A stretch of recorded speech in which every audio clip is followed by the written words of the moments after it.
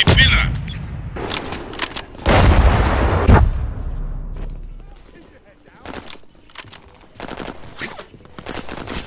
Enemy spotted! I'll remove that hack box!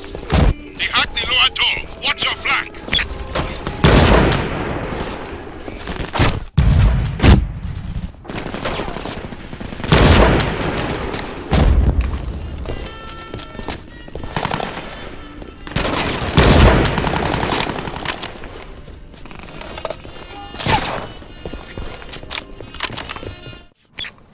What up, ladies? Leon Trasky here, bringing you some more Brink gameplay. You know how we do. Hope you guys enjoyed that little sniping clip in the beginning. That's me. Same clip that I'm using here. This is the lightweight class that I'm using today. So you see, I have less guns to choose, and in this gameplay, I'm using the SMG. But in the other game, I believe I was using just the regular Barrett sniper rifle with the high-powered scope on there. So good times with the lightweight class, and this is something a little bit different. And it's fun using the lightweight because you can move fast and you're a lot harder target to hit, but you know, I don't want to talk too much strategy today. I do want to mostly just talk about this game in general. I'll point out a few things here and there, but basically, guys, I'm still enjoying this game, and I kind of want to make this video my final opinion video, in saying that this game is a lot of fun, but I'm not sure how long it's going to last. As you see me here just failing with this parkour, which isn't as amazing as I thought it was going to be. It doesn't make or break this game. It's a cool little feature, but it's mostly just used to run and slide around as much as possible, especially with these lightweight classes to be, you know, very agile and mobile and just hard to hit, especially when you're sliding on the ground. It can be very hard to track a target. But, you know, there are certain ledges, and when you do become a master of the, you know, the parkour, and you do learn how to use it very well, it can work to your advantage. You can jump up to ledges that you wouldn't expect yourself to get to and stuff like that. You can run away a lot faster. You can slide behind cover a lot easier and stuff like that. But the gameplay you're going to see here mostly is just me run an engineer on defense. I believe this map is Security Tower. We're playing defense. I am on the security force, I believe it is, and this map starts off, they gotta blow up some, you know, conduit power thing, and then they gotta sneak in here, and they had to hack a safe. They hack the safe, and then we hold them, but they gotta take the passcode and get it to this little infirmary over here, and I think that's where they try and get one of their guys out, and then they have to they have to escort somebody all the way back to the level. So this level is very difficult for them, but we hold them before they even had to do the escorting. Usually you can manage a hold on the escort, because the escort can be very difficult at certain times. But main strategies you see me here is just employ that turret by the base, and then just use those tank mines, or I'm so used to tank mines, but just anti-personnel mines, to cut down the path that they're going to have to get to the bomb site, and then I just kind of run around and mow people down with my SMG. This game, there's so many little things, and it's really cool.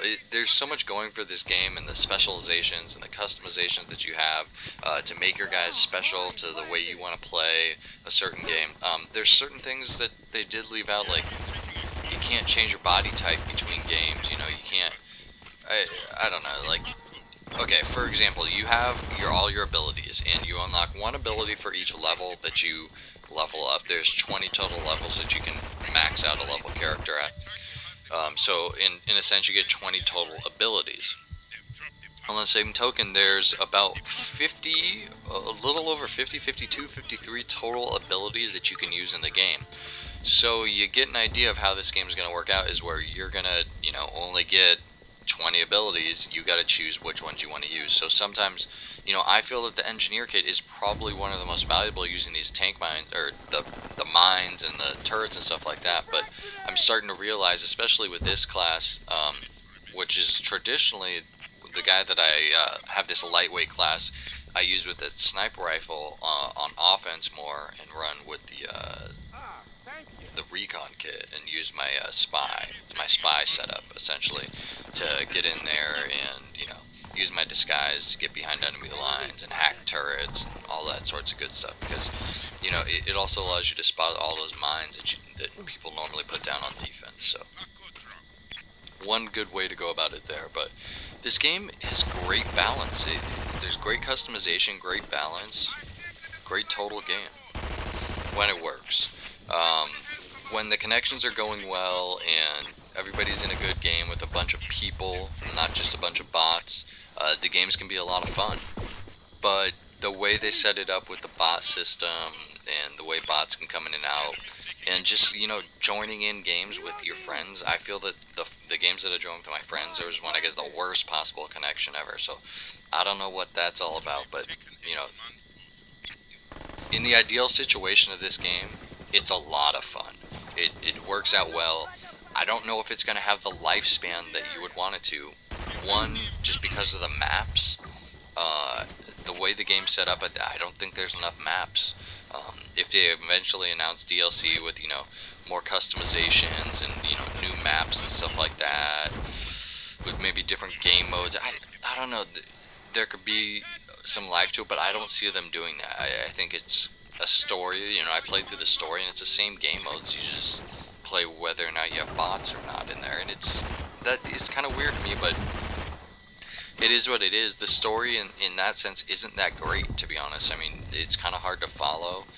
I mean, you get the idea of what's going on. They're capturing somebody and trying to break them out of here and send them here, but really in the long run, the game's, you know, built around a multiplayer sense, and when the multiplayer works, it's a lot of fun, but I'm not sure how long it's going to remain that fun, just because, you know, eventually the levels will get a little worried. But that's why they have the leveling up system. Once you reach the level, you know, the level 5,